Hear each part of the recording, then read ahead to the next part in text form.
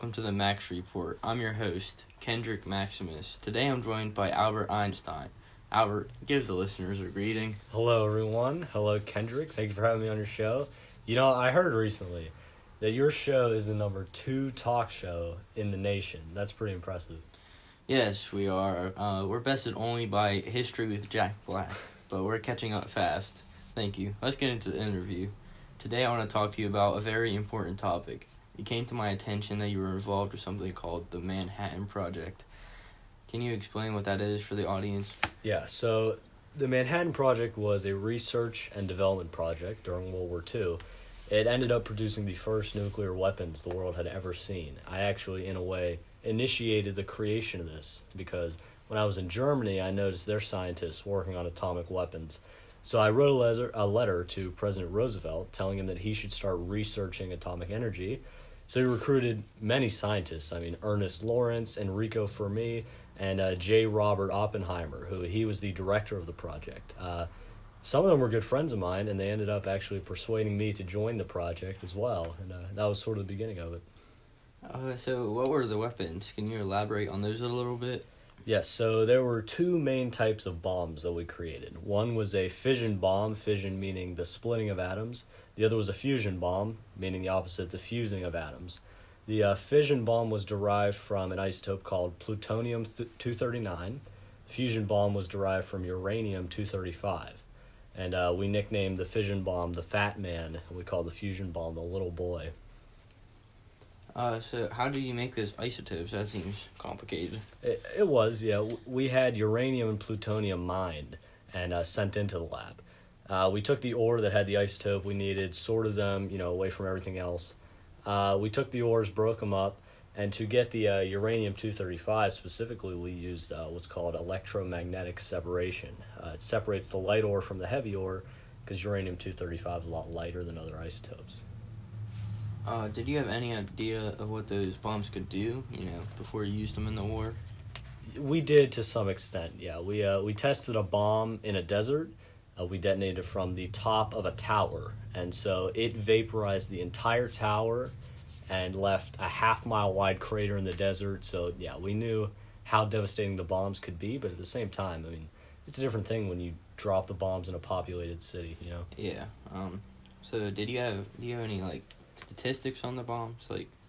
What the actual power and magnitude of them were? Yeah. So one bomb had equal explosive power to about 15 or 20,000 tons of TNT, so they were very powerful. Yeah, that sounds expensive. So how did you get this all? How do you get this all started? Yeah, well, we were granted $6,000 to start the operation. We recruited renowned scientists from all over the world. We did tons of research. I mean, we built all sorts of different weapons. We built a gun-like fission weapon. We built an implosion bomb. I mean, we really just kept building and trying new things. We kept employing more scientists, more researchers, until we had the best possible weapon of mass destruction.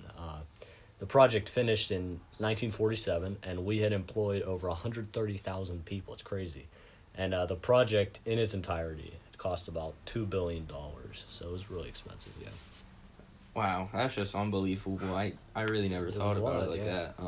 You mind if we take some callers now? Yeah, go right ahead. Caller number 1, you're on. This is former President Harry Truman. Hello, can you hear me?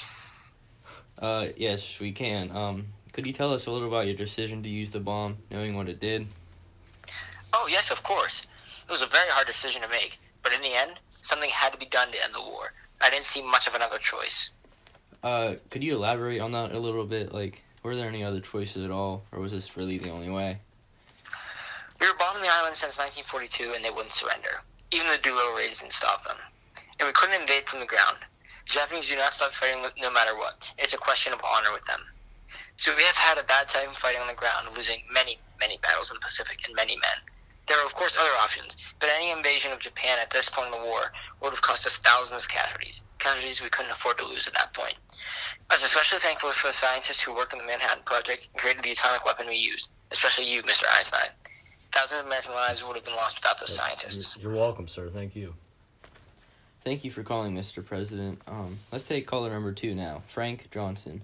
Frank, you're on. Hello, Kendrick. So Frank, you worked on the Manhattan Project, correct? Yes, that's correct. I worked in construction on some of the sites. So did you know what the Manhattan Project really was? No, not really. Of course, we found out a little bit overhearing and people talking. I knew it was something top secret. The FBI did a very intensive background check before I came in. If you knew you were building and that it would cost thousands of innocent lives when you were hired, would you still be a part of the project? I think about that a lot, actually. I'm not sure, to be honest. I mean, I see why the bomb had to be dropped. I doubt the war would have ended it for a while if we hadn't. But at the same time, I wish I had known what I was working on so I could have made the decision then. I completely understand. That would have been a very tough thing to deal with. All right, Frank, thank you. No problem. Thank you. Well, that's all the time we have today, Al. Thank you for coming on the show. It's been an honor to speak with you. Of course, Kendrick. Thank you for having me. I can't wait to be on the show again. All right, everyone, thanks for watching. Make sure to tune in tomorrow for an exclusive interview with Alexander the Great. Whoa. Signing out, Kendrick Maximus with the Max Report.